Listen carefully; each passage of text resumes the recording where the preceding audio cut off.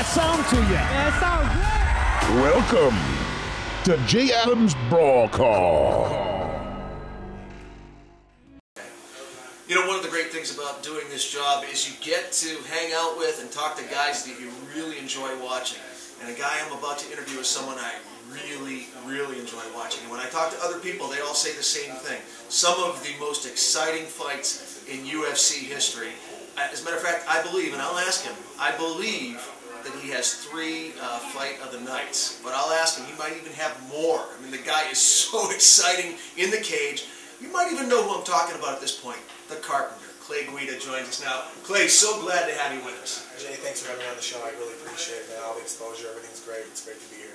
You've been doing so well. The last time we had a chance to visit on Fight Zone, you were actually cornering your brother in Vegas. We were at the Orleans. I had the call, and I believe that he destroyed Marvin Eastman that night. It was a good night for you guys. Yeah, you know, it was a really close fight till the end. I think Marvin had rounds 1 and 2, on a couple of takedowns, and in the 3rd round, Marvin shot in kind of mid to end of the 3rd round, and Jay caught him in that. He's got this nasty guillotine, and surprised the heck out of the crowd. Surprised Marvin, most importantly. And I flew over the cage, and Herb Dean was like, what the heck was coming at him. But yeah, I was really proud of my brother. Always am.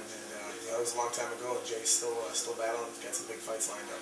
I know, and he just had a big fight. Yeah, a long time ago. I think it was like over 3 years ago. It was like in '06. It was like, yeah, the spring of '06.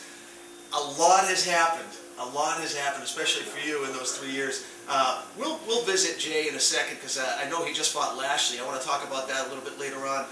But we gotta obviously talk about all the things you've been doing in those 3 years. Was I accurate with the 3 fights of the night? Yeah, you know what? I really don't pay attention to too much of the the fight of the nights. Those just come with performance, and we've learned it and stuff like that. I think anywhere from 3 to 4 fight of the nights. Out of 9 UFC fights, my record is definitely less than impressive. 5 and 4 is not great in the UFC, to my liking, but we're out there to get wins, so just keep improving. And that's all all I can do in the sport. But yeah, those bonuses help out too. I think you definitely have a secure spot in the sport. Definitely a secure spot in the UFC as well. You're just the kind of fighter that Dana White wants. You're game, you fight whoever he puts in front of you, and there's just something about your fights. I wasn't going to do this, but I can't help it. I got to skip ahead. The Diego fight. I wanted to talk about so much other things. I wanted to talk about your history and how life has changed for you. So we'll do that as a tease, all right? We're going to talk a little bit more, and then we'll go to the commercial. Then we're going to talk about that Diego fight. And, of course, the infamous stare down, which was probably top 3 stare downs in MMA history as far as I'm concerned. But let's right now talk about how life has changed for you, because you started off as a carpenter, and not a lot of people know this. You're also a fisherman in Alaska, a dangerous job. When you watch those reality shows, a dangerous job. How has life changed now that you're a top competitor in the #1 promotion at lightweight?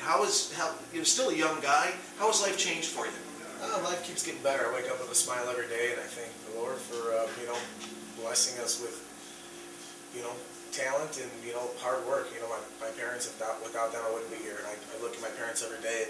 My mom works 2 jobs. My dad, is a superintendent, a carpet laying company.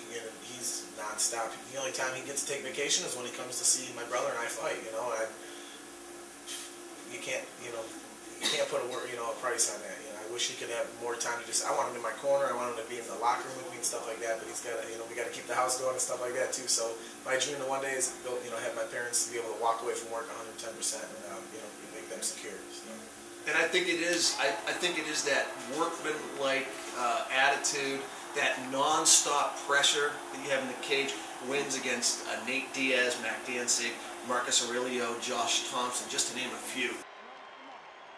Declaring the winner by split decision, Clay the Carpenter Guida.